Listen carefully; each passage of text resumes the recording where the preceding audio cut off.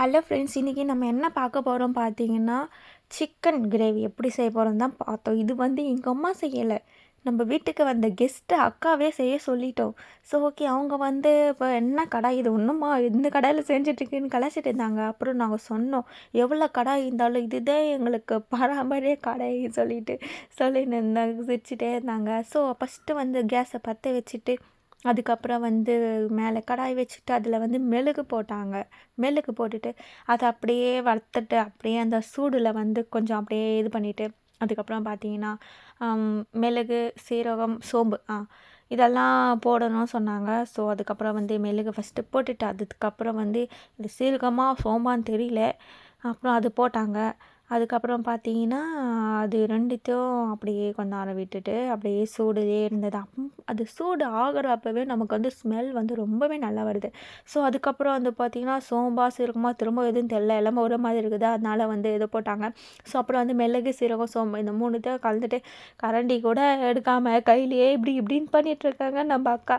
So அப்புறமா கரண்டி எடுத்து கொடுத்து கரண்டியில் கலருங்க அப்படின்னு சொல்லி கரண்டி வச்சுட்டு நல்லா அப்படியே தேய்ச்சிட்டு அப்புறமா கை வலிது கொஞ்ச நாள் விட்டுட்டு திரும்ப கலர் விட்டு இருந்தாங்க. பார்க்குறீங்களா ஃப்ரெண்ட்ஸ் எப்படின்னு சொல்லிட்டு. அதுக்கப்புறம் பார்த்தீங்கன்னா ஒரு ஜாரில் எடுத்து அந்த நம்ம வறுத்து வச்சோம் பார்த்தீங்களா, அந்த வறுத்ததை எடுத்து ஜாரில் போட்டுட்டு அதை அப்படியே மிக்சியில் போட்டு அரைக்கணுமா. ஸோ மிக்சியில் போட்டு அரைக்கிறதுக்கு முன்னாடி வந்து நம்ம ஃபஸ்ட்டு அரைச்சி வச்சுருங்க. அதுக்கப்புறம் வந்து திரும்பவும் அந்த கடாயில் எண்ணெய் ஊற்றணும். நாங்கள் வந்து கடலை எண்ணெய் யூஸ் பண்ணுவோம், நீங்கள் என்ன எண்ணெய் யூஸ் பண்ணுவீங்களோ அது யூஸ் பண்ணுங்கள் ஃப்ரெண்ட்ஸ். கடலை எண்ணெய் யூஸ் பண்ணிவிட்டு அது வந்து கொஞ்சம் நல்லா கொதிச்சிட்டே இருக்குது. கொதிச்சிட்டே இருக்கிறப்போ என்ன பண்ணுறாங்க பார்த்தீங்கன்னா, லைட்டாக சீரகம் போடுறாங்க. சீரகமாக சோம்பா சீரகம்னு நினைக்கிறேன், அது போடுறாங்க. அதுக்கப்புறம் பார்த்தீங்கன்னா அப்படியே பபுள்ஸாக வந்து பார்க்கும்போது உங்களுக்கு தெரியும். எங்கள் வீட்டு கிச்சன் வந்து இப்படி கொஞ்சம் கேவலமாக தான் இருக்கும், பரவாயில்ல அட்ஜஸ்ட் பண்ணிக்கோங்க ஃப்ரெண்ட்ஸ். அதுக்கப்புறம் பார்த்தீங்கன்னா கட் பண்ணி வச்சு வெங்காயம் போட்டாங்க. வெங்காயம் வந்து கம்மியாக இருக்குன்னு சொன்னாங்க. ஸோ அதனால் வந்து வெங்காயம் கம்மியாக இருக்க மாதிரி இருக்குது அப்படின்னு சொல்லிட்டு அதை ஃபஸ்ட்டு நல்லா எண்ணெயில் போட்டு தாளிச்சிட்டே இருந்ததா. அதுக்கப்புறம் வந்து கலரி விட்டுட்டே இருக்கிறப்போ வந்து பார்த்திங்கன்னா தக்காளி எடுத்து இப்போ தேவைப்படாது தக்காளி சொல்லிவிட்டு தக்காளி தூக்கி ஓரமாக வச்சுட்டாங்க. அதுக்கப்புறம் பார்த்திங்கன்னா இந்த வெங்காயம் மட்டும் அப்படியே கொஞ்சம் நல்லா எண்ணெயில் பபுள்ஸாக வந்துருந்து. அப்புறம் வந்து கருவேப்பிலை போட்டுட்டாங்க. கருவேப்பிலை போட்டுட்டு அப்படியே தர விட்டுட்டு திரும்பியும் அந்த எண்ணெயில் வந்து அந்த வெங்காயம் அந்த கருவேப்பிலை அப்படியே வெந்துட்டே இருக்குது பார்த்தீங்களா. அப்படியே ஸ்மெல் வந்து உண்மையாகவே சூப்பராக இருக்குது ஃப்ரெண்ட்ஸ். உங்கள் வீட்டில் நீங்கள் எப்படி செய்வீங்கன்னு சொல்லுங்கள். இந்த மெத்தட் சேர்ந்து பாருங்கள், உங்களுக்கு நல்லாயிருக்கும், பிடிக்கும்னு நினைக்கிறேன். அதுக்கப்புறம் பார்த்தீங்கன்னா நல்லா இது மாதிரி வதங்கிட்டே இருக்கிறப்போ வந்து நான் வெங்காயம் பத்தலை சொன்னேன்ல ஸ்டார்டிங்லேயே. ஸோ அதனால் வந்து இன்னும் ஒரு வெங்காயம் மட்டும் அந்த அக்கா கட் பண்ணாங்க.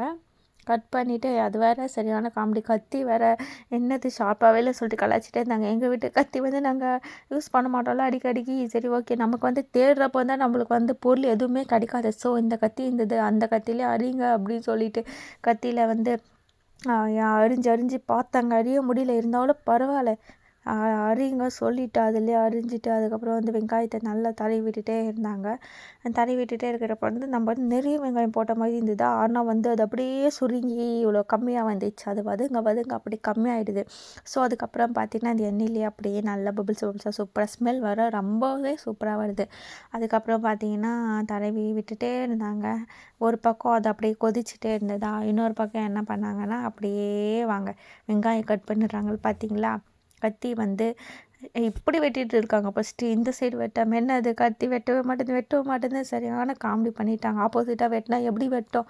ஸோ அதுக்கப்புறம் பார்த்தீங்கன்னா திரும்பவும் வெங்காயத்தை நல்லா கலரி விட்டுட்டே இருந்தாங்க. ஃபைனலாக பார்த்தீங்கன்னா நம்ம கட் பண்ணி வச்ச வெங்காயத்தெல்லாம் போட்டுட்டு தடவிட்டு அப்படியே இப்படி பண்ணியிருந்தாங்க. ஃபஸ்ட்டு அரிஞ்சது வேறு ஷேப்பாக இருக்கும், ஏன்னா அது எங்கள் அம்மா அரிஞ்சாங்க, இது வந்து நம்ம அக்கா அரிஞ்சாங்க. ஸோ அதுக்கப்புறம் பார்த்தீங்கன்னா நடுவில் வந்து பாதி வீடியோ எடுக்கல ஃப்ரெண்ட்ஸ். அதுக்குள்ளே வீட்டுக்கு இன்னொரு கெஸ்ட் வந்துட்டாங்க. ஸோ அவங்கக்கிட்ட பேசிகிட்டு இருந்தோமா, சரி பாதி வீடியோ எடுக்கவே இல்லை, நான் ஃபுல் வீடியோ தான் உங்களுக்கு போடும் தான் பார்த்தேன். வந்து பார்க்குறதுக்குள்ளே கெஸ்ட்டு அனுப்பிட்டு வந்து பார்க்கறதுக்குள்ளே கிச்சனில் சூப்பரான ஒரு சிக்கன் கிரேவி செம்மையாக செஞ்சு வச்சுருக்காங்க. இதில் வந்து இந்த இஞ்சி பூண்டு எல்லாம் போடலை, நார்மலாகவே செஞ்சுருந்தாங்க. ஸோ அதுக்கப்புறம் வந்து என் தம்பி சாப்பிட்டா, அப்புறம் நம்ம கெஸ்ட் அக்கா சாப்பிட்டாங்க பார்த்தீங்களா எப்படின்னு சொல்லிட்டு சூப்பராக பார்க்கும்போது தெரியும். நல்லா இருந்தது ஃப்ரெண்ட்ஸ், செம்ம டேஸ்ட்டாக இருந்தது. ஃபைனலாக பார்த்தீங்கன்னா நானும் சாப்பிட்டேன். உண்மையாக அவ்வளோ அருமையாக சரியான டேஸ்ட்டாக இருந்தது.